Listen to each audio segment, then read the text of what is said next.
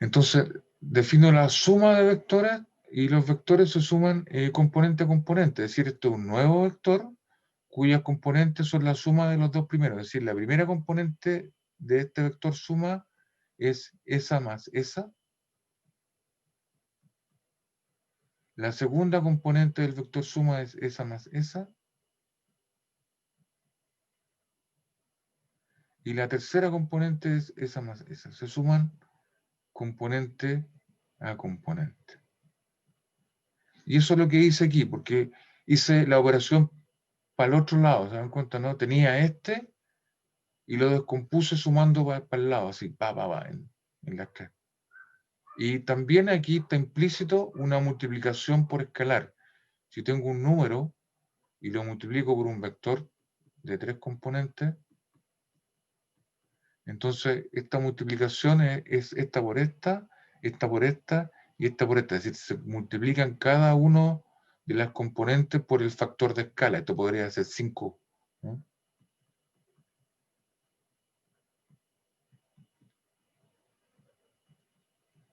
Ahí está. Esta es la suma de vectores y esta es la multiplicación por escalar. Con esas dos definiciones, entonces ustedes pueden hacer todo lo demás, que es esta descomposición. Aquí estoy usando esta propiedad en S para allá, y acá estoy usando la descomposición de esta para allá también. ¿Se dan cuenta? ¿No? Porque esto era AX multiplicado por el vector 1, 0, 0. Entonces lo factoricé. Eso fue lo que hice. Ya estos vectores que están acá tienen un nombre. Se llaman los I, los J o los K. O no sé, como quieran. Hay gente que le llama X tongo, le llama Y tongo y le llama Z tongo. Ya esta cuestión es gusto del consumidor, ¿no? Entonces, el vector lo puedo escribir como un trío de números, como este trío de números ordenado, o bien lo puedo escribir según esta notación como el vector A, entonces lo escribo como AX en Y tongo más AI en J tongo o AZ en Catongo, como quieran. Esto es exactamente escribir esto que está aquí, es una cosa de gusto. Si les gusta utilizar los tríonúmeros, lo escriben así. Si les gusta utilizar los vectores base, el I y el JK, esto que está acá. Ahora, estos vectores I y JK son los vectores que están a lo largo de las líneas de coordenadas en un sistema de coordenadas cartesianas. ¿no? Esto que está aquí. Aquí está, uno dice que tengo el eje X, tengo el eje Y, y tengo el eje Z. El Y tongo es un vector unitario, es un vector de largo 1, ahí. Esto llega hasta el punto 1 a lo largo del eje X. El otro es el vector que se llama J tongo, que tiene largo 1 en el eje Y, y el Z tongo, largo 1 en el K tongo, en el eje Z. Esencialmente los Y y los J son las tres direcciones mutuamente perpendiculares que uno puede definir en el espacio de 3 dimensiones. Son los 3 dedos esto con la mano que uno lo apunta así en ángulo recto. Así que siempre puedo escribir este vector de esta manera o como trío número, como quieran. Es exactamente lo mismo. Entonces el vector A estará por aquí y una flecha. Y una flecha. Ese es el vector A. Si yo tomo una cajita aquí que pase por cuyos lados estén situados en el sistema de coordenadas y cuyo vértice pase por el punto A o por la punta de la flecha esta que está acá, que viene aquí, voy a alargar el eje, este el eje Y, puedo generar una estructura que es una cajita. Ahí está. Espero que se entienda el dibujo. Ahí. Genero esta cajita. Y esa cajita tiene lados, tiene aristas. Las aristas de esta cajita son precisamente las componentes del vector A en este sistema de coordenadas cartesianas cuyo origen está ahí.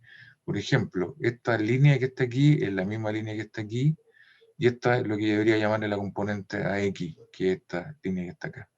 es la componente I, es esta línea que está aquí, que es esta arista que está acá. Esta distancia, la I, y esta distancia que está aquí es el AZ. A X, a Y y a Z son los largos de la caja. El ancho, el largo y el alto de la caja. Eso. Obviamente, si ustedes me dan un vector, y yo lo descompongo de esta manera, esa flecha que está asociada aquí, fíjense que este punto, en términos de matemáticas como geometría, este punto tiene coordenadas a X, a Y y a Z, que son los largos de la caja. Pero además estoy asociando una flecha que siempre parte del origen y llega al punto donde está definido este trío de números. Ahora, para cada trío de números que yo ponga aquí, hay una única caja que tiene sus lados en estos planos y que pasa por ese punto, cuyo vértice pasa por ese punto, y además hay una única flecha que parte del origen y llega al mismo punto. Entonces hay tres objetos independientes. Una son las cajas, otras son las flechas que están aquí, y otras son los puntos del espacio. Y son conceptos distintos. Pero hay una relación uno a uno entre esos tres conceptos, entre las cajas, las flechas y los puntos. Y como hay un isomorfismo, entonces para los matemáticos dicen, entonces esta cuestión son todos lo mismo, ¿no? ¿Para qué? Hablar de flecha, hablar de caja o hablar de punto son la misma cosa. Y a cualquiera de esas representaciones uno le llama el vector.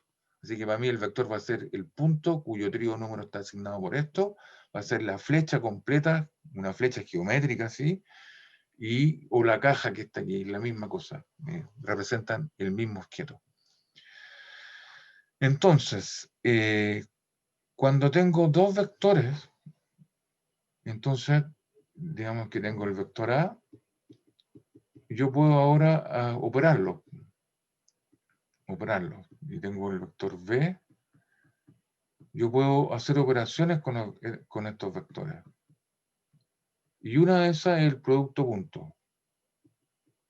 El producto punto, que se define simbólicamente con esto, y lo que significa esto es la norma de A por la norma de B por el coseno del ángulo que forman los dos vectores, o bien esto es lo mismo que el siguiente producto en términos de las componentes. Esto es este por este, más este por este, más este por este. Si lo escribo en términos de los componentes, este producto punto es esto que está aquí.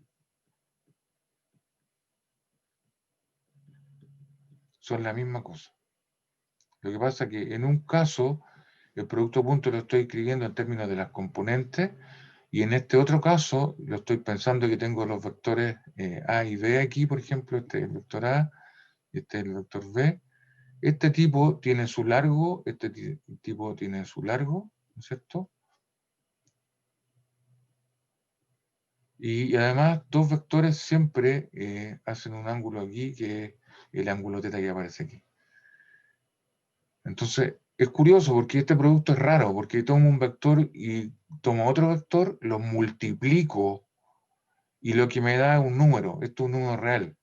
Entonces, como raro, pues, o sea, si yo multiplico números reales con números reales, yo esperaría que el resultado fuera un número real.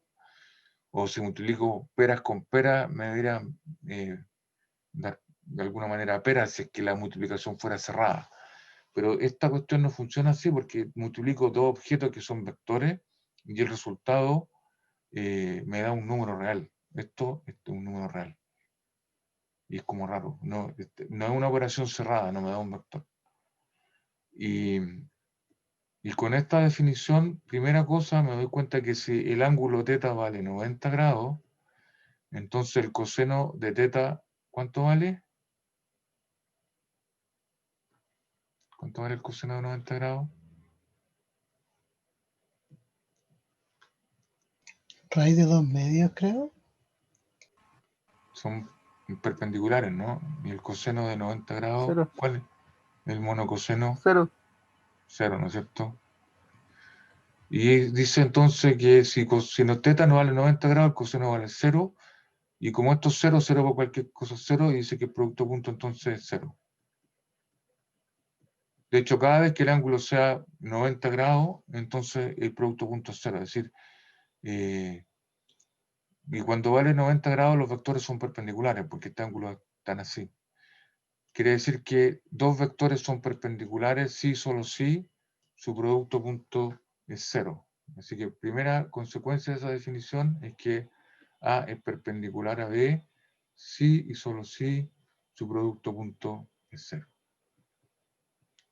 Primera cosa. Y así que esto es el famoso producto punto y que multiplico dos vectores y me da un número real. Y la primera aplicación de esto es que si yo sé que el producto punto de dos vectores es 0, entonces inmediatamente sé que los vectores son perpendiculares. El otro producto que existe, que se llama el producto vectorial o el producto cruz. Producto cruz o producto vectorial.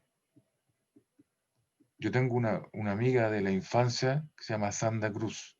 Ella es profesora diferencial. Y cada vez que me menciona el producto cruz me acuerdo de ella, naturalmente, de Sandra Cruz. Y el producto cruz se denota con este símbolo, la cruz V, y este sí que es un producto que en el sentido que es cerrado, es decir, que si yo multiplico dos vectores, me debe dar un vector. Y ese vector se define o se calcula a partir de el desarrollo de una matriz aquí que se construye con las componentes de los dos vectores. Se pone primero en el vector A o las componentes del vector A que están aquí, y luego se colocan las componentes del vector B. Entonces esta cuestión es AX, AI, AZ, y esto es BX, BY, BZ, como vectores de tres componentes, y lo desarrollan por la primera fila, con los signos más, menos, más, de acuerdo al determinante. Es decir, esta cuestión es un vector cuya primera componente borro esta fila y esta columna, y queda esta por esta menos esta por esta, es decir, ahí BZ menos AZ BY. Esto es una Z, que yo se ve mal aquí. Es una Z, A sub Z. La Z, esta por esta menos esta por esta, por BY. La segunda componente de este vector lleva un signo menos. Acá lleva un signo más la primera, así que no lo puse. La segunda sí lleva un signo menos, así que pongo menos y pongo un paréntesis. Borro esta fila y esta columna, y lo que me queda es esta por esta menos esta por esta. Entonces queda a x de z menos a z de x. Y la tercera componente borro la primera columna, la primera fila, perdón, y la última columna, que estoy mirando, la tercera componente. Y es esta por esta menos esta por esta. A x BY menos a y por BX. Y esto es un vector. Entonces el producto de dos vectores es cerrado porque me da un nuevo vector que se calcula de esta manera. Obviamente yo ni llorando me voy a memorizar esta fórmula horrible. Lo que hago, me acuerdo de esto y lo calculo localmente caso a caso el desarrollo del determinante por esta fila y por la columna respectiva. Y aunque me calculo esto localmente, esto después de 3 minutos se me va a olvidar. Pero este es el vector. La gracia de esto que ustedes pueden demostrar que el producto cruz es perpendicular a los dos vectores iniciales, es decir, si este es el vector B y este es el vector A, digamos, que está en el espacio, el producto cruz es perpendicular, es decir, está normal al plano formado por los dos vectores iniciales. Así. Entonces, ustedes pueden demostrar esto, que A cruz B, el producto cruz, producto punto con A, tiene que ser 0 para que sea normal. Porque si son perpendiculares, el producto punto de este con S tiene que ser 0 porque forma 90 grados aquí. y además también es perpendicular al B, es decir, forma 90 grados con S, y por lo tanto A cruz B punto B también es 0. Tarea para casa, demuestren esto y demuestren esto que está aquí. Este se lo pueden calcular, ahí está, y tomen el producto punto de este vector con el A, y les tiene que dar 0. Y por lo tanto el producto cruz tiene que estar normal en el plano de estos dos vectores. La pregunta es, bueno, hay dos normales, está esa normal, ¿no es cierto? Y está la normal que apunta abajo, ¿no? Una mesa, ¿no es cierto? Un plano tiene dos normales, la superior y la inferior. La pregunta es, ¿cuál es de estos dos es el producto cruz? ¿Esa o esa? ¿Cómo lo puedo saber? La regla de la mano derecha. La regla en la mano derecha, es para saber el sentido. ¿Y qué es lo que uno hace? Es que si calculo el producto A cruz B, entonces uno va de A a B con la mano derecha, ¿no? ¿Cómo dibujo una mano aquí? A ver, voy a tratar de esto, un dedo, y la mano, los dedos están doblados para allá, no sé cómo hacerlo. Voy a aprender a dibujar manos, así. Entonces voy con los dedos del vector A al B, voy en ese sentido. Voy para allá, con la mano derecha. Ojo los zurdos, ¿eh? En la mano derecha. Y este dedo me dice para dónde está apuntando. Me dice que esta cuestión tiene que ser el vector que está arriba. A cruz B, entonces tiene que ser este que está aquí. Es normal al plano y tiene la helicidad positiva, es decir, con la mano derecha voy de A cruz B y el dedo chico este apunta para arriba, así que tiene que ser ese. Ahora, como este apunta para abajo y difiere un signo menos, entonces. Y ustedes pueden demostrar que si calculo A cruz B y calculo B cruz A, el B cruz A voy de B a A. Y con la mano derecha el dedo chico apunta hacia abajo, así que B cruz A es este que está aquí. Y va a aparecer un signo relativo menos, y por lo tanto lo que dice esto es que A cruz B, puesto que tienen la misma dirección, pero difieren en sentido, entonces difieren por un signo nomás. El A cruz B es lo mismo que menos B cruz A.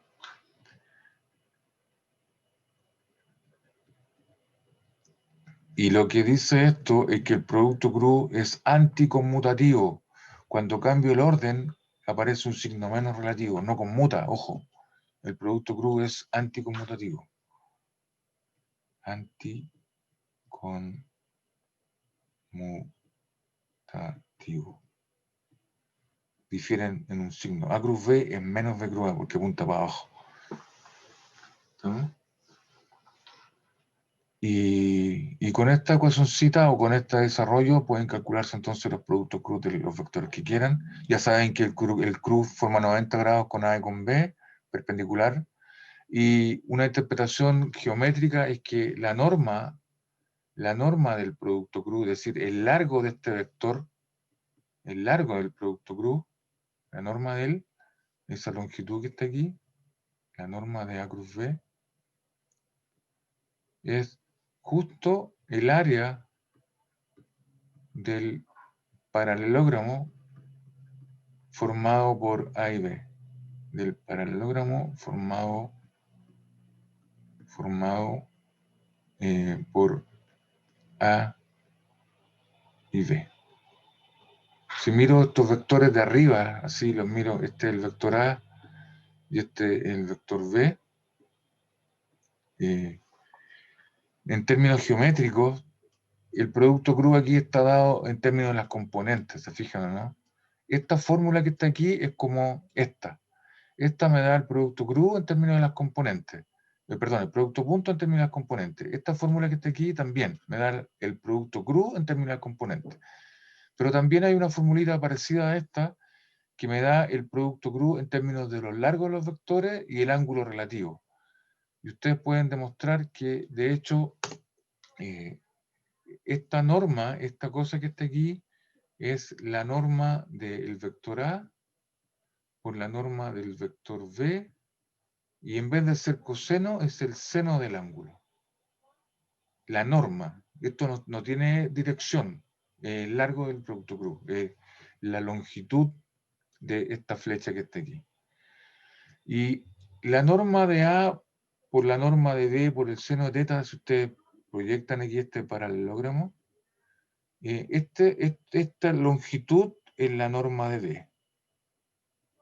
Si yo proyecto esto, donde este es el ángulo teta, esta altura que está aquí es el cateto opuesto, y el cateto opuesto, ¿no es cierto?, seno de teta es cateto opuesto partido por la hipotenusa. Así que este gallo es lo mismo que la norma de B por seno de teta.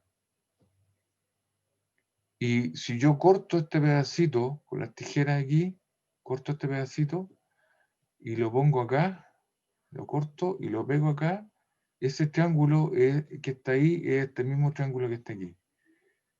Y por lo tanto, el área del paralelogramo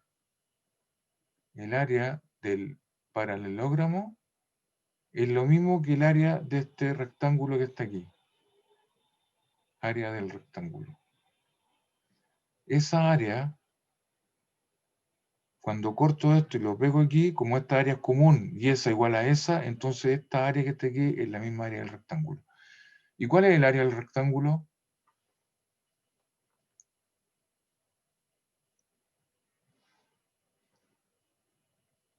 A cuadrado más b cuadrado.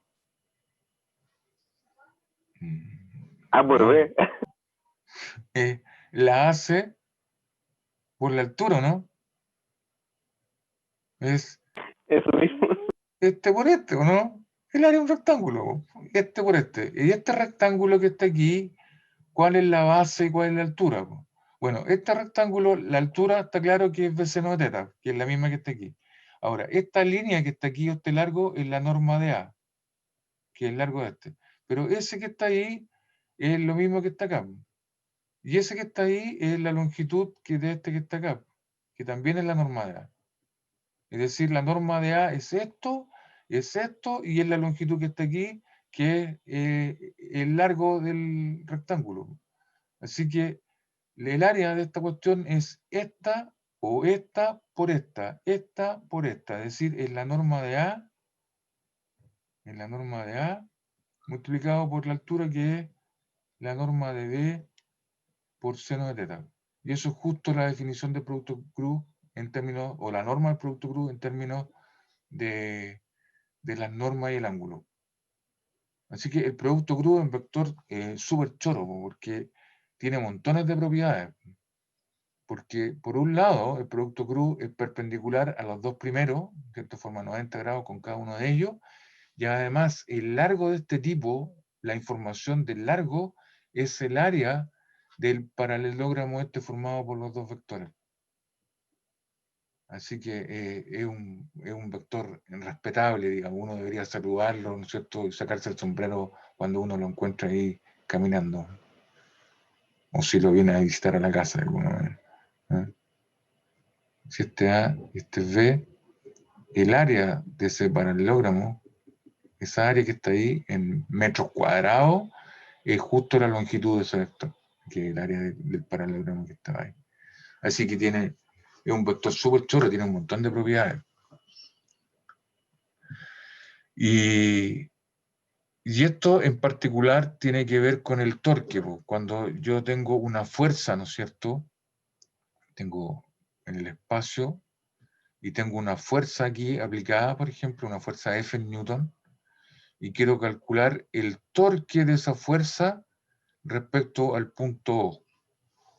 Entonces, en mecánica, ¿no es cierto?, ustedes vieron que el torque es simplemente el R cruz F, el producto cruz del vector posición que va del origen o del punto respecto al cual van a calcular el torque, ¿no es cierto?, que es esta distancia, cruz el vector F en Newton. Y este es el torque, la palanca, no sé cómo quieren llamarlo, que ejerce esa fuerza respecto a ese punto. Y cuando tienen un sistema, una partícula, voy a cambiarme de pizarra, porque voy a grabar esto de todas maneras. Tienen una partícula en una partícula, ¿cómo garantizan ustedes que esa partícula está estática? Vamos a poner aquí estática de la partícula. ¿Cómo garantizan que una partícula se quede un 2,3 momia E?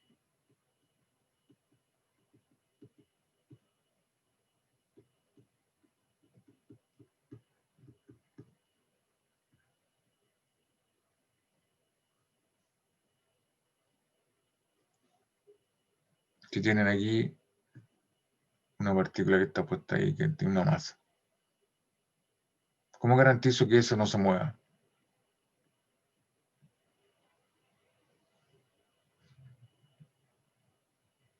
¿Qué tengo que imponer? De hecho, lo vimos, lo mencionamos hace un rato. Que habían 3 leyes de Newton, ¿no? Y una era la ley de la inercia, ¿no? Que la suma A lo mejor está. Uno debería garantizar que la suma de las fuerzas, ¿no es cierto? Por la ley de Newton, la suma de las fuerzas, si es que hay fuerza ahí, digamos, F1, F2, F3, Fn, etc. La suma de las fuerzas o la fuerza resultante es la masa por la aceleración. Pero yo quiero que esté estático. Y si está estático no se mueve. Y por lo tanto, ¿cuál es el valor de la aceleración? Tendría que ser 0. 0. Entonces, para que no se mueva, la aceleración tiene que ser 0 y 0 vector. Así que yo debería escribir esta ecuación. Y esta ecuación me garantiza que la partícula entonces no va a acelerar, por lo tanto tiene velocidad constante. ¿Estamos de acuerdo? Entonces, sí, pero si la partícula tiene velocidad constante, a lo mejor para un observador ve que se mueve con una velocidad allá de 5 metros partido por segundo. Pero lo que puedo hacer ahora es tomar un sistema de coordenadas que se mueva con esa misma velocidad, y en ese sistema, entonces obviamente la partícula va a estar en reposo, en un sistema inercial, no acelera. Entonces, para una partícula que tiene 3 grados de libertad, porque la partícula necesito tener el vector R, que tiene la posición, tiene una componente Rx, Ri y Rz. Son 3 datos para poder decir dónde está la partícula, y eso no va a cambiar nunca puesto que está en equilibrio, ahí no se va a mover. Y para obtener esos 3 números necesito 3 ecuaciones. ¿Cuáles 3 ecuaciones? Estas que están aquí, pues estas son 3 ecuaciones: sumatoria de fuerza en el eje X, sumatoria de fuerza, ¿no es cierto?, en el eje X tiene que ser 0, sumatoria de fuerza en el eje Y tiene que ser 0, y sumatoria de fuerza en el eje Z tiene que ser 0. Las 3 cosas al mismo tiempo. 3 ecuaciones para 3 incógnitas, estamos listos. 3 para 3, se armó la fiesta, y eso garantiza entonces que la suma de la fuerza garantiza entonces el equilibrio completo de esta partícula, nunca se va a mover. En cambio, tengo situaciones en las cuales el cuerpo que estoy estudiando no es una partícula, es un sólido rígido. Y un sólido rígido no es un objeto extendido, tiene masa distribuida en el espacio. Entonces, de hecho, pensemos que tengo una barra así, le pongo un clavo aquí en el medio, y yo pongo una fuerza F para allá, y pongo una fuerza F para el otro lado. ¿Cuál es la suma de las fuerzas de este sistema? Voy a calcular aquí. ¿Cuál es la suma de las fuerzas?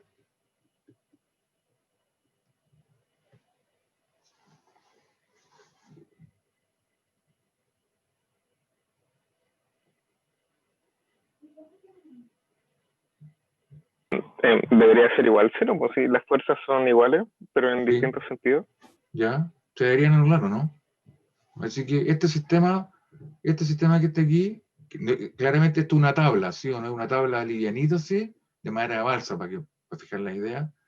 Y aplico esta cuestión, y claramente la suma de las fuerzas es 0. Este vector y este vector se anulan. Los dos vectores están actuando sobre el mismo cuerpo, ojo. ¿Estamos? y por lo tanto yo tengo derecho a sumar las fuerzas o calcular la fuerza neta sobre ese único cuerpo. Y la suma, claramente, si este largo es igual a este largo, la suma es 0. Pregunta, ¿ese cuerpo permanece en reposo en la tabla? ¿Sí pasa eso?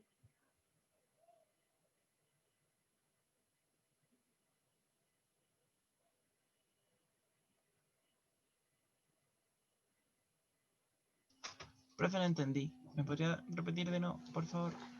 Tú tienes una tablita delgadita, ¿sí? Le hacía un hoyito aquí con el taladro y esto le pone un tornillo, un perno, de manera que, por ejemplo, esta tabla pueda girar aquí alrededor de eso sin roce. Vamos a suponer el caso ideal que no hay roce. ¿Estamos? Y ahora aquí en esa tabla alguien empuja hacia arriba con una fuerza F de 2 newton, por ejemplo, y en el otro extremo alguien empuja con una fuerza de la misma magnitud de 2 newton, pero hacia abajo. Y ahora me pregunto, calculo la fuerza resultante sobre la tabla. Como dije que no hay roce, aquí no hay ninguna fuerza en el orificio este, en el gozne, no hay nada, y las únicas fuerzas aplicadas son estas. Y si esta y esta tienen el mismo largo y apuntan en direcciones contrarias, la suma de esa más esa vectorial obviamente es 0, porque ese vector y la suma de estos dos vectores, obviamente esto es 0. Así que este sistema tiene fuerza neta igual a 0.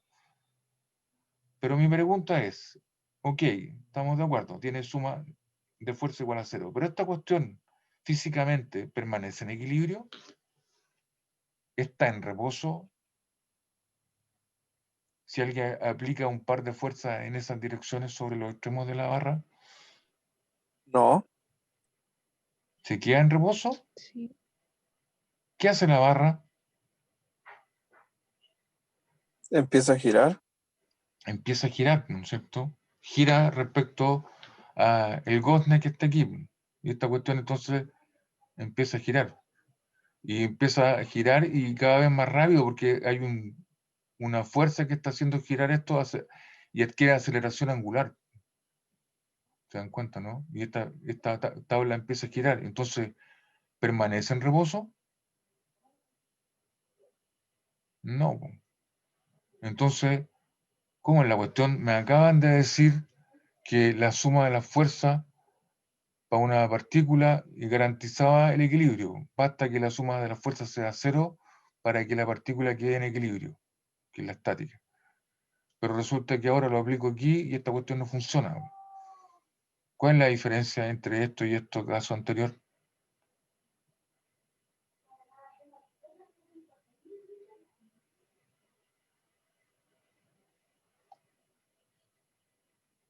Esta tabla que está aquí, ¿es una partícula? No, pero es que a lo mejor la diferencia será que tiene un centro de giro. Sí, sí, pero tú aquí yo estoy imponiendo una condición que gire respecto al centro, ¿no? Yo le puse un clavo aquí, lo amarré de alguna manera. Pero lo esencial es que este objeto no es una partícula. De hecho, la tablita esta está formada por una cantidad enorme de partículas, que son los átomos que la componen, ¿o no? De hecho, tengo masa distribuida en el espacio. En cambio, acá no, porque tengo un objeto puntual. Esta masa es puntual, es un electrón, para fijar idea. Esto que está aquí no es un electrón, porque es un conjunto enorme de átomos. Y esto es lo que uno llama un sólido rígido, es decir, un cuerpo cuya masa está extendida en el espacio y además las posiciones relativas de los átomos no cambian entre ellos. No hay movimiento relativo entre los átomos. Esto no es un elástico, es una cosa dura, es una piedra, es una barra metálica, un pedazo de palo. Por lo tanto, no lo puedo estirar. De manera que las distancias relativas de las partículas permanecen siempre iguales. Y resulta que aquí la suma de las fuerzas es 0, pero esto no me garantiza el equilibrio. De hecho, lo que me dice es que esto me dice que la barra no se traslada. ¿Sí? Porque si esto fuera un boomerang, por ejemplo, yo lo lanzo el boomerang, ¿no es cierto? Por un lado se puede trasladar en el espacio, ¿no es cierto? Lo tiro, y a medida que se traslada, ¿no es cierto? El boomerang a su vez está rotando alrededor. Es como la Tierra, pues la Tierra alrededor del Sol tiene un movimiento de traslación, ¿no es cierto? Se traslada y al mismo tiempo tiene un movimiento de rotación que genera los días. ¿Sí? Tienen dos cosas distintas. Entonces, esta que está aquí, la sumatoria de fuerza, de alguna manera igual a 0, garantiza un equilibrio de traslación. Equilibrio de traslación. La barra como un todo no se traslada, pero sí puede girar. Y la suma de la fuerza no me impide que gire, me impide que traslade. Entonces, ¿qué cosa me debería impedir el giro?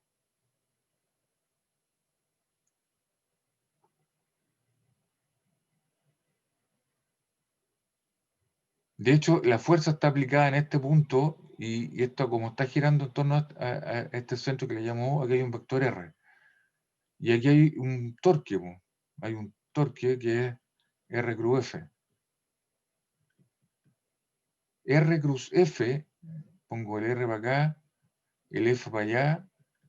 R cruz F es un vector con la regla de mano derecha que está apuntando perpendicular al plano de esta pizarra hacia afuera, hacia mi cara.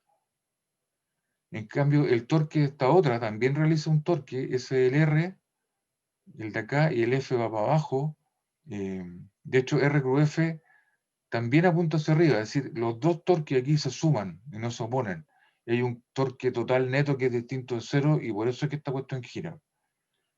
Entonces, cada vez que tenga un torque nulo o un torque neto distinto de 0, el objeto extendido, este sólido rígido, va a rotar. Y la única manera que yo tengo de garantizar que no rote es que la suma de los torques de las fuerzas aplicadas sea 0, porque con eso garantizo entonces que el torque de esta con esta se cancelen. Por ejemplo, si yo invierto la dirección de la fuerza, la pongo para acá, en ese caso la suma de los torques es 0. Pero la suma de las fuerzas no es 0, porque estas dos fuerzas se suman, ¿no es cierto?, dan una fuerza al doble, pero aparece aquí una reacción en la clavija o en el clavo que está aquí, y que cuando esto trata de moverse para acá, aparece una reacción en sentido contrario y la suma de las dos fuerzas hacia arriba y la reacción se anulan. Y con eso garantizo el equilibrio de traslación, y como los dos torques se anulan, garantizo el equilibrio de rotación.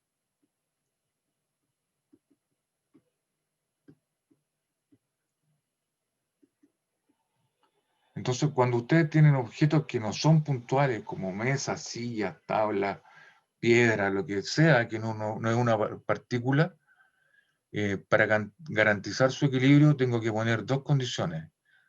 Una es que la suma sea 0, la suma de las fuerzas que actúan sobre el cuerpo sea 0, para garantizar que no se traslade, y también que la suma de los torques generados por ese mismo sistema de fuerza sea 0, para que esta cuestión no rote respecto a algún punto.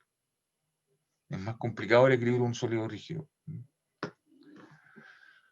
Y así que eso, así que si quieren estar 1, 2, 3 momia E, si son partículas, basta que la suma de las fuerzas sea 0, y si son sistemas distribuidos de materia en el espacio, como piedra y cosas así, necesitan tanto que la suma de las fuerzas sea 0, como la suma de los torques sea 0. Y esos torques, ¿no es cierto?, el tau sub i es el producto de la posición donde está situada la fuerza Fi cruz en la fuerza respectiva. Eso. Así que con esto termino el repaso de alguna manera, vectores, producto cruz, y esa guía que le entregué, que es individual, digamos, que el que quiera la hace, la entrega, es para aquellos que tengan problemas de manipulación de vectores, la desarrollen y en la clase me hagan las preguntas que estimen convenientes, para que suelten la mano con los vectores en 3 dimensiones. Ustedes deben aprender a manejar vectores en 3D. Eso. Y con esto entonces termino este repaso de matemáticas por un lado, producto punto, producto cruz, y de mecánica por otro lado, que estas condiciones de equilibrio y este tipo de cosas.